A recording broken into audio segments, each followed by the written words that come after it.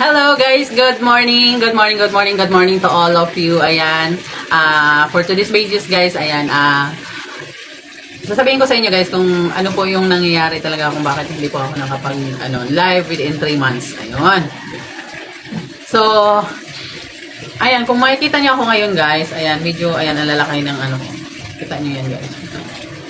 Bilbil. Ayan. Pero ngayon guys, okay na ako. Ayan, medyo nakaka-recover na ako.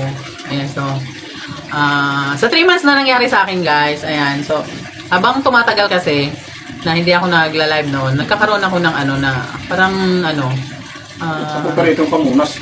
lumalaki ako, tapos, kahit anong gawin ko guys, wala talaga, hindi ko ma-recover yung katawan ko, kasi kaya na-stress ako. Ayan, hindi ako makapag-live kasi parang, hirap na hirap akong tanggapin yung sarili ko na super lumaki ako, tapos, habang tumatagal yon, ginagamot ko naman siya. Ayan, nagda-diet ako. Marami na akong ginagawang diet.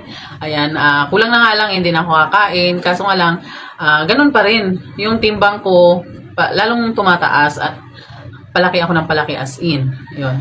So, sa makatwid guys, nagkaroon na ako ng parang maraming karamdaman. So, yung nararamdaman ko, una ko nararamdaman, nagkaroon ako ng sakit sa sikmura. Ayan, so, every time nakakain ako guys, ayan, sumasakit yung sikmura ko. Tapos pag hindi ko siya naagapan, ayun, nagkaroon ako ng pawis, yung pawis na malagkit. Ayan ha, pagkatapos nun, nagsusuka na ako. So, hindi ko alam guys kung anong klaseng sakit yun kasi hindi nga ako nagpapa-check up kasi nga iniisip ko dahil lang yun sa pagtaba ko. Ayan, kaya nag-less lang ako ng pagkain pero habang nagbabawas ako ng pagkain, ni kaunting hindi talaga nabawasan yung timbang ko. So, nag-start ako ng 74 kilos, ayan, hanggang sa patagal ng patagal, habang pataas ng pataas yung timbang ko, parami ng parami yung sakit na nararamdaman ko. So, ang sunod na nararamdaman ko guys, parang half po ng ulo ko, ayan, dito banda, yung dito ko, parang may pumutok na litid. Ayan. So, ramdam ko yun, super sakit talaga. Tapos yung ulo ko, hindi ko siya maigalaw ng, as in, yung normal na galaw-galaw ng ulo. Ayan. Para talagang dinomero yung ulo ko kasi ginaganyan. Ganyan lang talaga yung pag-anak ko kasi ang sakit. Tapos mga ganyan. Dahan-dahan lang, super sakit. Kasi, hindi lang ito yung nararamdaman ko, nagmanhid. Tapos, para siyang may ugat dito na naputok na ang sakit-sakit. Pag gumilid naman ako dito naman, iba rin naman yung nararamdaman ko sa kabilang ulo ko. So, that's the time na nag-isip na ako na ano kaya talaga yung pwede kong gawin dito. Kasi as in, super, stress na talaga ako. Ayan, na-stress pa, lalo pa ako na-stress kasi yung YouTube channel ko, laging na-restrict. Ayan, na-restrict. Ayan, di ko na alam kung ano ba talagang problema kung bakit nagkakaganito ako. Ayan, may nangyayari sa katawan ko. Pagdating sa mga hanap buhay ko, nagkakaroon din ng problema. Ayan, para bang pasan ko ang buong daigdig ng mga oras na yon.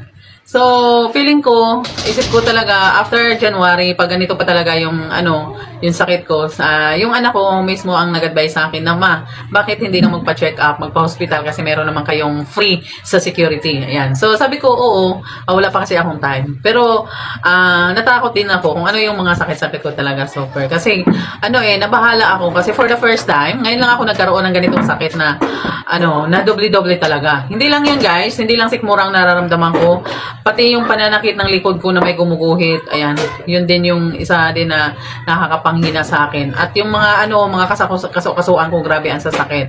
Tapos, pati yun yung mga talampakan ko guys, ayan, ang sasakit. Hindi ko maintindihan kung bakit pati ba naman talampakan ko, nagkakaroon ng mga sakit-sakit. Parang siya, connected sa mga ugat-ugat ko. So, sabi ko, ang problema nito yung daloy ng dugo. Kasi nga, ang lakas-lakas kong kumain. So, wala na akong ginawa guys every time na makauwi ako dito sa bahay kundi magpahaplas, magpahilot.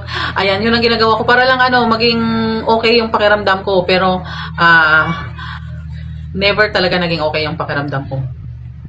So, habang tumatagal, ayan, nanonood ako ng Facebook. Ayan, kasi, parang nililibang ko yung sarili ko. Kasi, feeling ko talaga, ba yan? Malapit na ba ako? Sometimes tanong ko sa mga kasamahan ko kung paano kung bigla na lang mawala ako. Yun. Kasi nga, ramdam ko yung marami kong sakit na hindi ko talaga maisip na bakit ako nagkaroon nito. Kasi wala naman talaga akong sakit as in. Tapos, ang problema pa ngayon, kahit anong gawin kong diet, hindi po ako pumapayat. Ayan. Hanggang sa, nagkakaroon na, siguro, doon ko siguro nakuha yung, sumasakit yung sikmura ko. Kasi, baka nagkaroon na rin ng sakit doon dahil sa, wrong diet na ginawa ko. So, habang, tumatagal na ako ng Facebook, ayan, merong, isang doktora, si Doktora Iris, ayan, may, tuminsyon, ayan. Nakita ko siya nag-aano ng keto diet, ayan. So, kinalkal ko lahat ng buhay ni Dr. Iris, ayan, sa Facebook, sa YouTube channel, ayan. Doon ko, tinry ko, kung kaya ko yun. So, nag-start ako, ayan, January 1. Yung January 1, hindi, January 29, nag-start na ako, pero hindi pa talaga as in, ko yun. Pero, yung mga pagkain namin sa December, ayan, less na siya. Hindi na ako naghanda. Kaya wala po, ang handa namin is super kaunti lang. Yan. Tapos, sa mga handang yon, never ako kumain doon. Isa lang talagang kinain ko doon, yung pritong baboy. Inihaw, inihaw na baboy yon. Until, January 1, ayan, ngayon, hanggang sa, parang natanggap na lang sarili ko na hindi na ako nakain ng mga pasta, mga kanin, ayan, kung ano-ano mga, junk food, soft drinks, ayan. After, 5 days, parang gumagaan yung pakiramdam ko. Kaya, sabi ko, hindi na ako maliligo ng mainit tubig. Kasi start December, naglagi ako naliligo ng tubig na may sambong. Ayan, tapos after 5 days na keto diet ako, ayan, wrong diet pa yun kasi kumbaga nag-try lang ako. Parang gumanda yung pakiramdam ko, hindi na ako naliligo ng mainit na tubig, so parang magaan yung pakiramdam ko. So, habang tumatagal, after 7 days, ayan, nag-kilo ako. Yun, nagulat ako guys, ayan, nabawasan ako na 10 kilo. 10 kilo, 5 kilos pala. Ayan, 5 kilos. Sabi ko, wow, ang 80 kilos ko, naging 75 kilo na lang. Ayan, so yun na, I decided na talagang magkiketo diet na ako para gumaling ako. Kasi nung nabawasan ako guys ng 5 kilos, ayan, nawala lahat ng mga sakit ko, sakit sa ulo, ayan, sakit sa likod, sikmura, wala na akong nararamdaman. Ang ginagawa ko na lang, ayan, kumain ng taba ng baboy, ayan, yun ang lagi kong pagkain, almusal, tanghali. So, ang almusal ko guys, ayan, ginagawa ko siya ng alas 3 ng hapon. Yung hapunan ko, ginagawa ko siya ng alas 7 ng maga. Kasi, two times lang ako kumakain. Timad yung ginagawa ko sa keto diet. So, ayan, hanggang ngayon guys, ayan, makita nyo naman, ayan, medyo, bawas-bawas na yung katawan ko, ayan, hindi na ganun kalaki. Dati kasi guys, pag nagtatry ako na ganyan talaga mukha ko guys, so super taba ako, ayan.